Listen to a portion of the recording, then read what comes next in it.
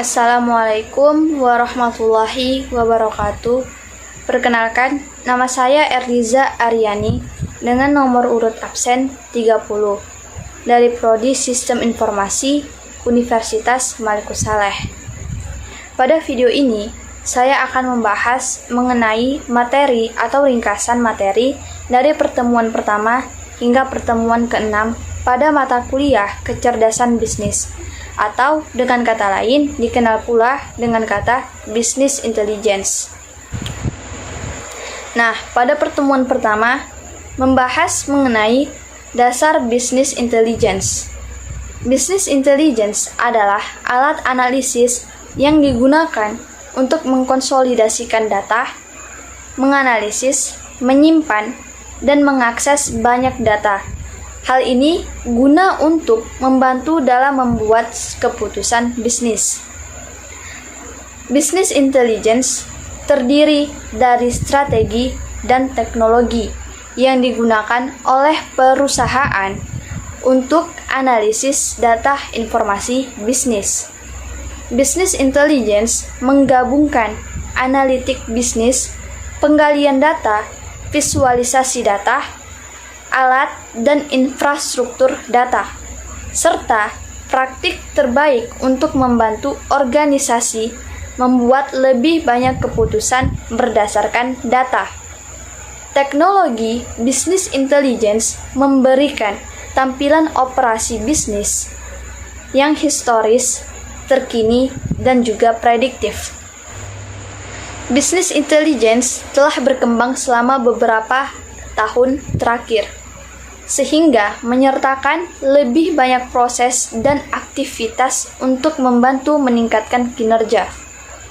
Yang utama dari Business Intelligence adalah sistem keputusan untuk mengambil keputusan, tetapi setiap jenjang manajemen memiliki sistem yang berbeda-beda. Sistem manajemen dibagi menjadi 3 jenjang.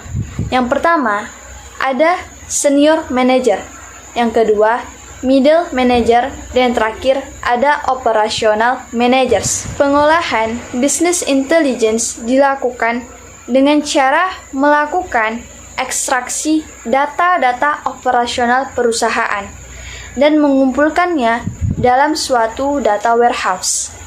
Hasilnya, penyederhanaan dan peringkasannya akan disajikan kepada end user yang biasanya digunakan untuk pengambilan keputusan bisnis. Data warehouse merupakan hal yang penting dalam business intelligence, di mana business intelligence mengambil atau menarik data yang sudah ada atau data yang lama untuk mengambil suatu keputusan. Berbicara mengenai data warehouse, ada pula definisi umum dari data warehouse itu sendiri. Data warehouse atau kata lainnya adalah gudang data, merupakan sistem komputer yang bertugas untuk mengarsipkan dan menganalisis sebuah data historis untuk keperluan suatu organisasi atau suatu bisnis tertentu. Informasi yang dikelola dapat berupa data terkait penjualan, gaji, serta informasi harian lainnya. Nah, gudang data atau dengan kata lain, data warehouse sendiri pertama kali digunakan dan ditemukan pada tahun 1980-an. Yang saat itu juga banyak bisnis besar yang menerapkan sistem DSS. Kepanjangan dari sistem DSS adalah Decision Support System. Hingga saat ini, banyak dari perusahaan yang menerapkan strategi tersebut untuk membantu dalam meningkatkan kualitas dan produktivitas kerja. Data warehouse atau gudang data di sini berupa database yang menyimpan data histori dari berbagai sumber data dan mengintegrasikan data sehingga seluruh data yang disimpan memiliki jenis data yang sama dan setiap atribut data memiliki himpunan nilai yang sama pula, sehingga siap untuk dilakukannya proses data mining.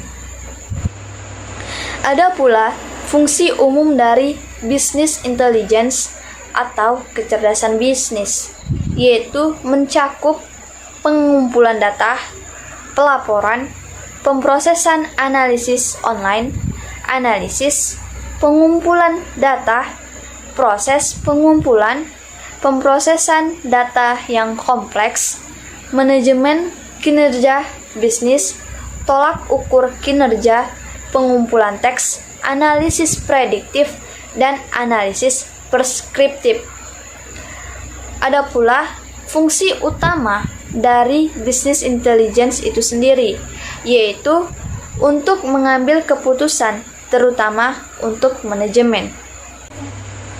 Nah, terlepas dari itu, ada beberapa contoh aplikasi business intelligence atau kecerdasan bisnis, yaitu seperti Sisense, Looker, Datapin, Zoho Analytics, kemudian ada Power BI atau Power Business Intelligence. Selanjutnya, kita masuk pada pertemuan kedua, di mana pertemuan kedua ini membahas mengenai data mining. Data mining merupakan salah satu komponen penting di dalam business intelligence. Hal ini dikarenakan business intelligence atau kecerdasan bisnis merupakan output atau produk yang dihasilkan berupa informasi. Latar belakang dibutuhkannya data mining dalam business intelligence sendiri dikarenakan yang pertama, banyaknya data yang telah direkam atau disimpan. Yang kedua, sistem komputer lebih murah dan juga cepat.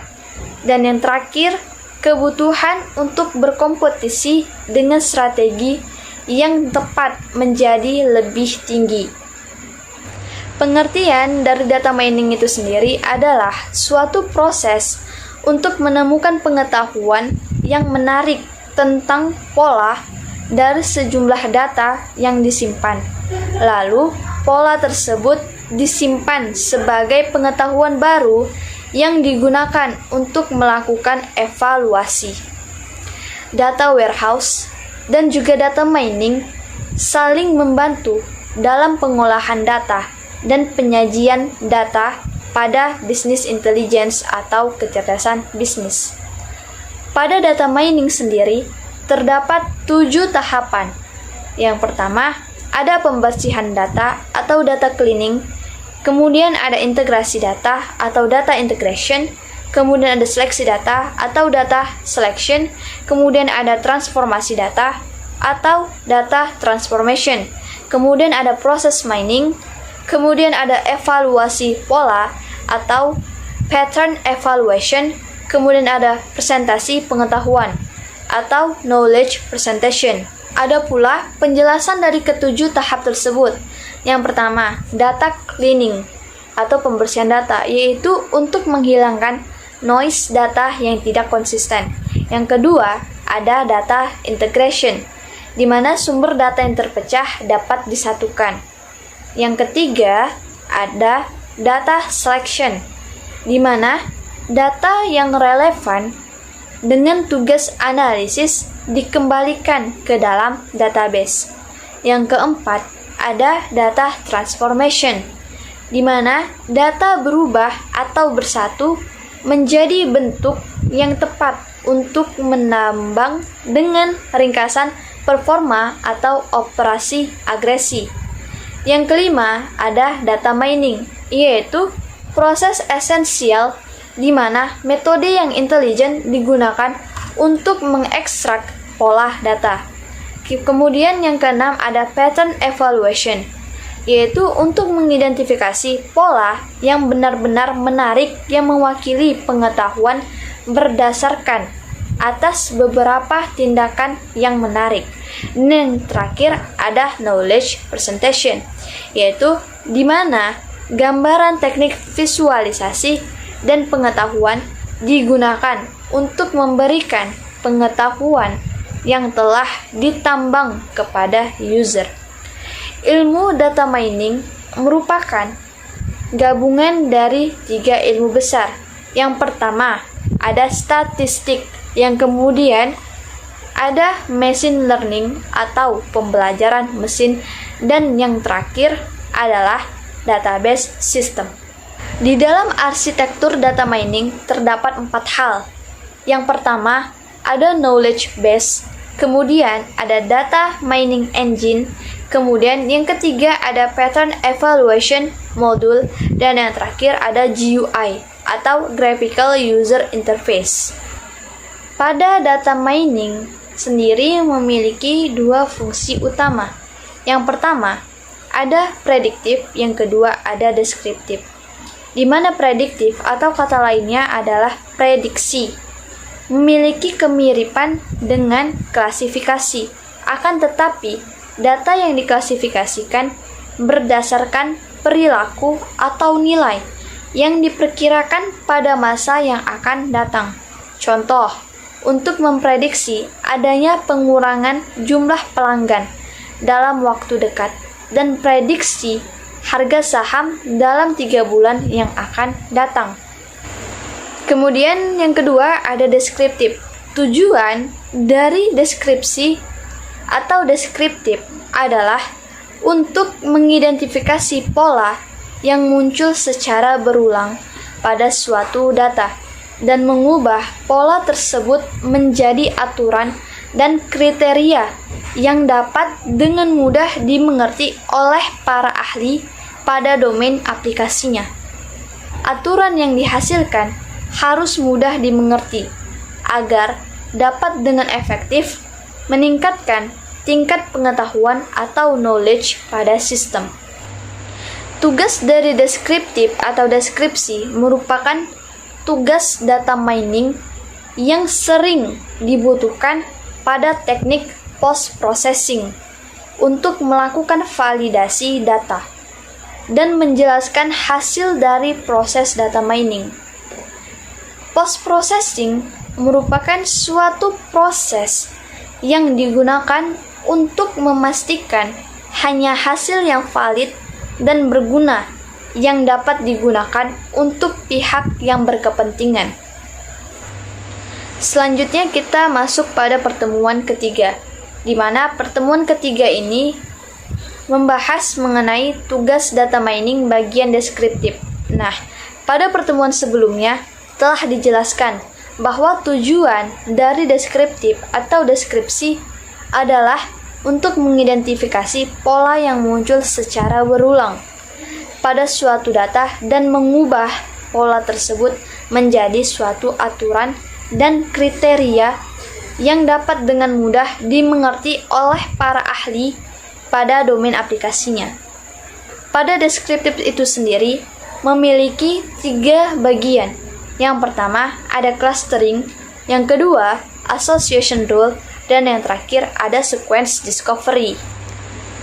Baiklah, kita akan membahas bagian dari data mining tersebut satu per satu. Yang pertama ada clustering. Clustering bertugas untuk mendeskripsikan dengan cara mengelompokkan berdasarkan kemiripan atribut, di mana setiap cluster termasuk sampel di mana anggota yang mirip satu sama lain dan berbeda dengan sampel yang tersedia dari kelompok lain. Di dalam business intelligence atau kecerdasan bisnis, clustering bisa mengatur banyak customer ke dalam banyaknya kelompok. Contohnya, mengelompokkan customer dalam beberapa cluster dengan kesamaan karakteristik yang kuat. Ada 7 metode algoritma yang sering dipakai dalam clustering, yaitu yang pertama ada K-means, yang kedua ada simple additive weighting atau SAW, yang ketiga ada K-medoid, keempat fuzzy K-means, yang kelima ada subtractive, keenam ada mountain, dan yang terakhir ada hierarchy. Namun, di antara ketujuh metode algoritma tersebut, perhitungan yang simple dapat menggunakan metode atau algoritma SAW, yaitu Simple Additive Weighting. Karena metode ini sering digunakan atau diterapkan dalam kehidupan sehari-hari. Kita masuk pada bagian yang kedua, yaitu ada Association Rule. Association Rule atau dengan kata lain Market Basket Analysis atau MBA. Pada umumnya sering digunakan di toko-toko dengan menggunakan data mining untuk menganalisa pola atau sifat pelanggan pada kehidupan sehari-hari pada saat mereka berbelanja. Association Rule lebih mengarah pada market and sales promotion, pengelolaan rak, serta sistem rekomendasi pintar. Association Rule mining adalah suatu prosedur untuk mencari hubungan antar item dalam suatu dataset yang ditentukan. Association Rule meliputi 2 tahap, di mana tahap pertama mencari kombinasi yang paling sering terjadi pada suatu item set, dan yang kedua mendefinisikan condition dan result atau conditional association rule. Dalam menentukan suatu association rule, terdapat suatu interestingness measure atau ukuran kepercayaan yang didapatkan dari hasil pengolahan data dengan perhitungan tertentu. Selanjutnya kita masuk ke tahap yang ketiga, yaitu ada sequence discovery, di mana sequence discovery digunakan untuk mencari pola pada serangkaian kejadian. Nah, selanjutnya kita akan masuk pada pertemuan keempat dan kelima. Namun sayangnya, pertemuan keempat dan juga pertemuan kelima memiliki rangkuman yang sama terhadap pada pertemuan sebelumnya, yaitu ada pada pertemuan ketiga. Maka dari itu, kita akan melanjutkan membahas rangkuman yang terdapat pada pertemuan keenam. Di pertemuan 6 ini, kita membahas mengenai Business Intelligence Dashboard. Teori dasar Business Intelligence atau BI, sebagaimana yang disampaikan oleh Turban, merupakan kombinasi dari arsitektur, tool, basis data, aplikasi, dan metodologi untuk dapat dilakukannya akses data secara interaktif, manipulasi data, dan memberikan kemampuan kepada para manajer membuat suatu keputusan bisnis yang lebih baik karena digunakannya fakta dan sistem yang berdasarkan fakta. Business Intelligence atau BI mengacu pada teknik berbasis komputer yang digunakan di dalam melihat, menggali, dan menganalisis data bisnis seperti pendapatan penjualan suatu produk dan atau bagian atau hubungan biaya dan juga pemasukan. Business Intelligence atau BI membantu pelaku bisnis untuk membuat suatu keputusan yang lebih informatif dengan ketersediaannya yang bisa tepat waktu dan dapat menjadi suatu jawaban karena dukungan data yang cukup untuk menjawab pertanyaan-pertanyaan organisasi, di mana Business Intelligence atau BI menganalisis data yang disimpan di dalam data warehouse atau gudang data, basis data operasional dan atau ERP systems, dan mengubahnya menjadi dashboard dan laporan yang menarik dan juga mudah untuk dimengerti. Business Intelligence Dashboard merupakan salah satu bentuk output dari Business Intelligence atau BI. Output dari BI atau Business Intelligence biasanya berbentuk grafik atau tabel. Pengertian dari kata dashboard itu sendiri yaitu tampilan visual. Contoh terdapat pada speedometer pada kendaraan. Dalam pengertian lain, dashboard memiliki arti sebuah tampilan visual yang berisikan informasi yang dibutuhkan oleh pemangku kepentingan dalam rangka melakukan monitoring dan sebagai dasar analisa untuk melakukan pengambilan keputusan. Dashboard Business Intelligence merupakan alat visualisasi data yang menampilkan status data metrik dan indikator kinerja utama untuk suatu organisasi. Dashboard mengkonsolidasikan dan mengatur angka dan terkadang metrik scorecard kinerja pada satu layar. Mereka dapat disesuaikan untuk keperluan khusus dan dapat menampilkan metrik khusus yang ditargetkan untuk satu titik pandang atau departemen, di mana fitur penting dari produk Dashboard Business Intelligence termasuk antarmuka yang dapat disesuaikan data kemampuan untuk menarik data real-time dari berbagai sumber. Selanjutnya, Oracle dan Microsoft adalah salah satu vendor dari intelligence dashboard business. Dashboard Business Intelligence juga diciptakan melalui aplikasi bisnis lain seperti Excel. Dashboard Intelligence Business terkadang disebut sebagai dashboard organisasi. Dashboard Business Intelligence sering dianggap sebagai scorecard kinerja. Perbedaan utama antara keduanya yaitu secara tradisional adalah bahwa dashboard business intelligence seperti dashboard mobil yang menunjukkan status pada titik dan waktu tertentu. Sebuah scorecard di sisi lain menampilkan kemajuan dari waktu ke waktu menuju tujuan tertentu. Dashboard dan scorecard bisa didesain secara konvergen. Contoh, beberapa produk komersial dashboard juga mencakup kemampuan untuk melacak kemajuan menuju tujuan. Sebuah produk yang menggabungkan unsur-unsur dari kedua dashboard dan scorecard terkadang membuat sebuah papan skor. Adapun fungsi dari dashboard itu sendiri, yang pertama, meneliti informasi dengan sekali pandang. Yang kedua, memberikan informasi secara efektif dan juga efisien. Dan yang ketiga, ada indikator kinerja atau pencapaian target. Tujuan utama dari Business Intelligence Dashboard yaitu yang pertama, memungkinkan akses interaktif ke data, yaitu dalam bentuk real time.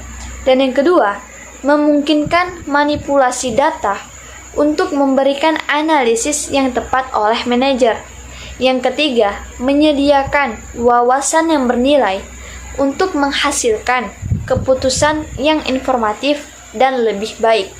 Keempat, proses business intelligence berbasis pada transformasi data ke informasi, kemudian keputusan, dan pada akhirnya ke aksi atau tindakan.